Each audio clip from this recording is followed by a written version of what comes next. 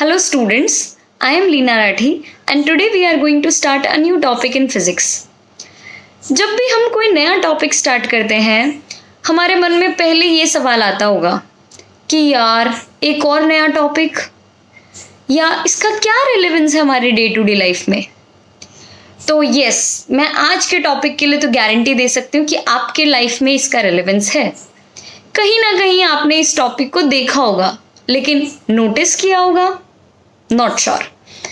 चलिए मैं आपसे पहले कुछ क्वेश्चंस पूछती हूँ।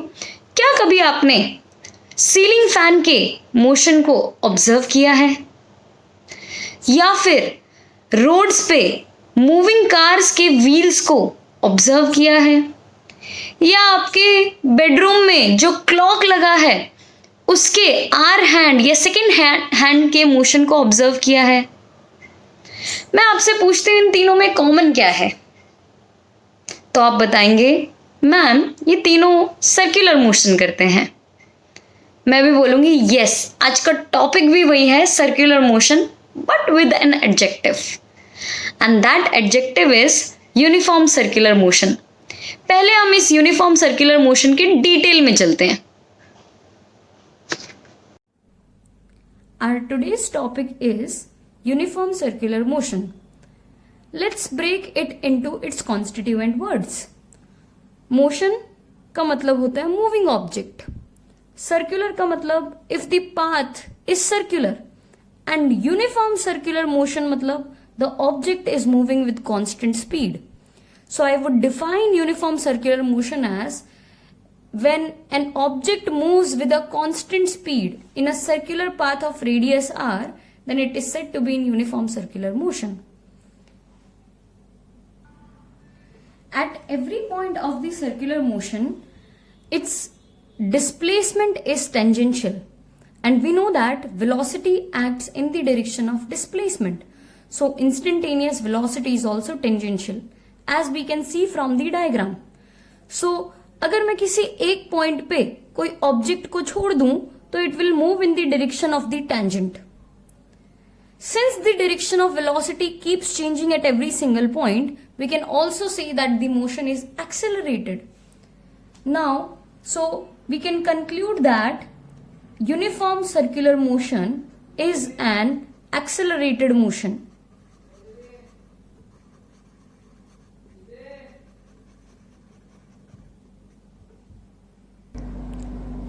Now we have seen that uniform circular motion is an accelerated motion. Next we need to derive acceleration in uniform circular motion. We know that acceleration is a vector quantity. So we need to find both magnitude as well as direction of that particular acceleration.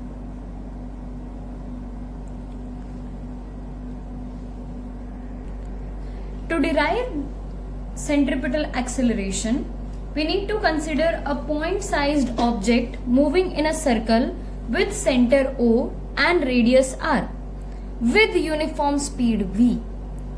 Let us consider the center to be located at the origin, and the initial position of the object is given by p, and it is represented by position vector r1. After some time delta t, the particle reaches p dash and its final position vector becomes r2 vector. At both the points, the velocities will be pointing tangential. As can be seen from the diagram, v1 is the velocity vector of the particle at point p, and v2 is the velocity vector of the particle at point p dash. If we draw a vector from initial position to final position in such a manner, it will be known as displacement vector. Now what we are going to do next is we are going to displace these vectors and keep it somewhere without changing their magnitude as well as direction. As seen from the diagram, we can see that v1 vector is pointing in a specific direction and v2 vector is pointing in the other direction. Now if we draw a vector from v1 to v2, it would represent change in velocity vector. And we can also prove this by triangle law of vector addition. We can see that v1 vector plus delta v would be equal to v2 vector as per the triangle law. So delta v vector would be equal to v2 minus v1, which proves our consideration right. One thing is clear that position vectors are acting radial and the velocity vectors are acting tangential. The magnitude of both the position vectors is equal to the radius of the circle, and the velocities, magnitude of both the velocities is equal to speed v, that is uniform. Now first we need to derive the direction of acceleration. To do that, we should know acceleration acts in the direction of change in velocity, and change in velocity acts in the direction of displacement. So we need to consider all this to find the direction of acceleration. As per discussed, we know that position vector is radial and velocity acts tangential. By the knowledge of 10th standard, we know that the angle between a radius and a tangent is 90 degree. Therefore, R1 vector is perpendicular to V1 vector, R2 vector is perpendicular to V2 vector. And these two vectors come. We also know that R1, R2 are connected by delta S and V1, V2 is connected by delta V. So by geometry, if R1 is perpendicular to V1, R2 is perpendicular to V2, therefore delta S must be perpendicular to delta V. When delta t tends to 0, that is, we are talking about instantaneous displacement, as per discussed previous, displacement is tangential. And if displacement is tangential, delta V should be radial.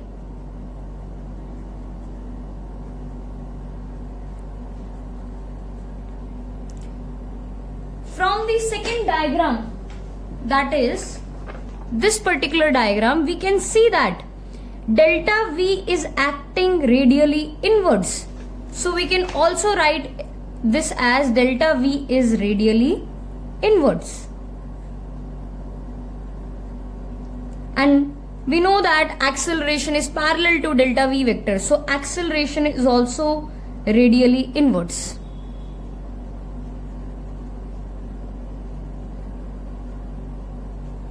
So from the diagram we can see that acceleration acts radially inwards, or we could also say it acts towards center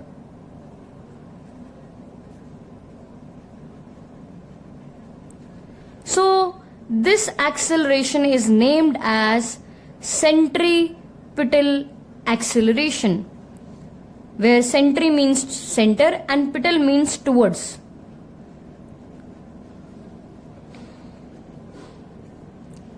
So we know that in uniform circular motion, the acceleration is known as centripetal acceleration, whose direction will be always towards the center.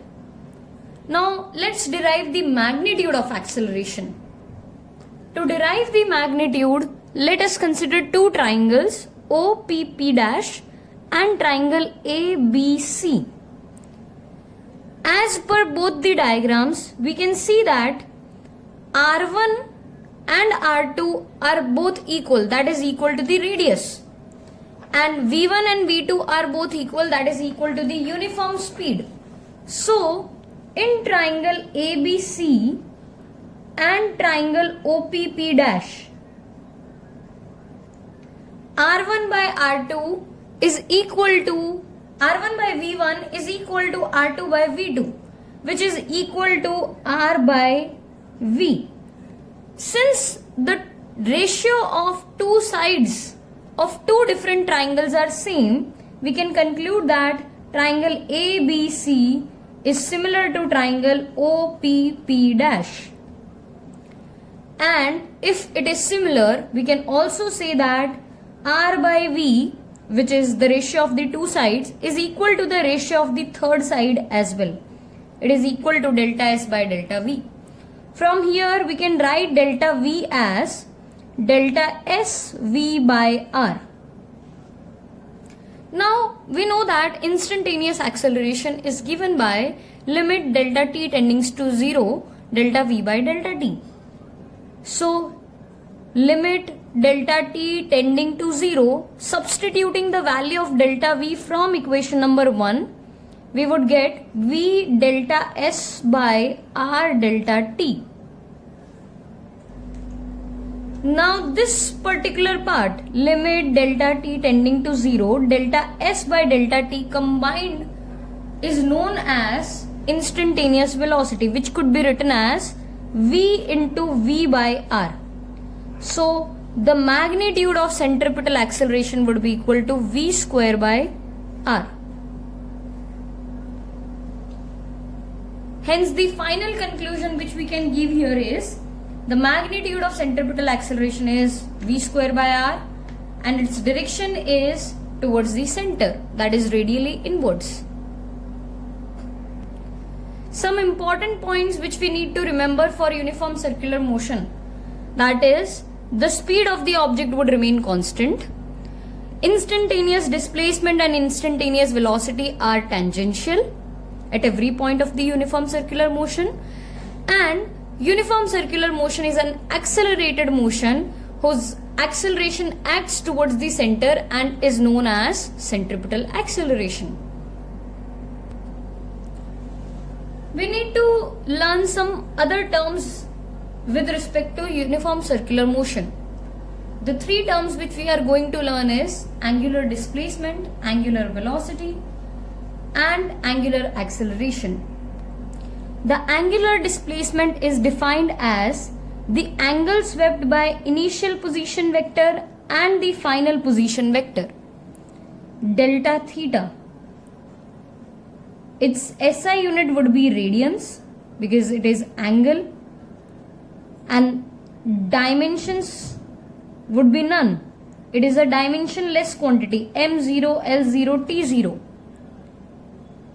Delta theta could be written as delta s by r, that is linear displacement per unit radius. Next comes angular velocity. Like linear velocity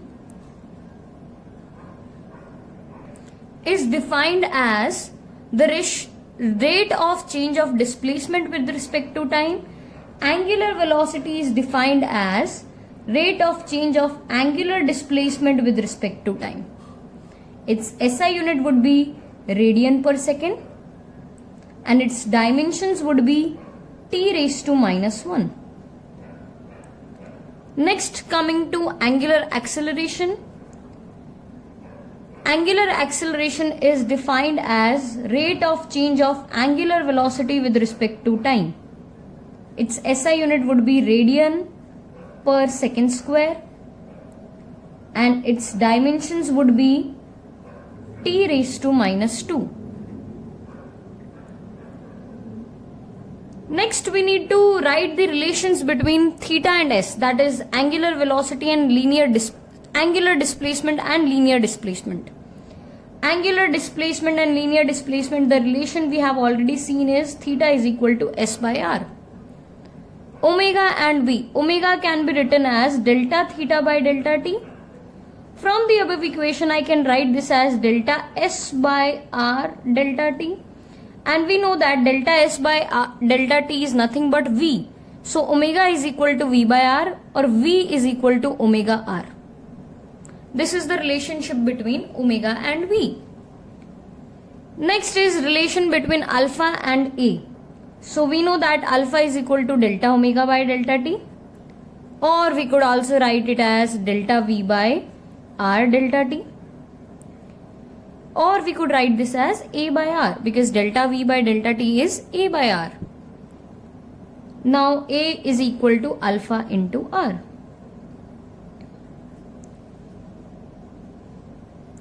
For a complete revolution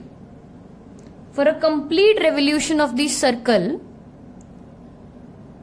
we can say that theta is equal to 2 pi, and the time taken to complete one revolution is known as time period. So omega could be written as 2 pi by time period. And as per the knowledge, we know that 1 by time period is equal to frequency. So omega is also equal to 2 pi f. And similarly, I can relate acceleration with frequency. How? We are going to see that acceleration, that is centripetal acceleration, is given by v square by r. Now v is nothing but omega into r का whole square, that is nothing but omega square r. So AC would be equal to 4 pi square f square r, where f is known as frequency.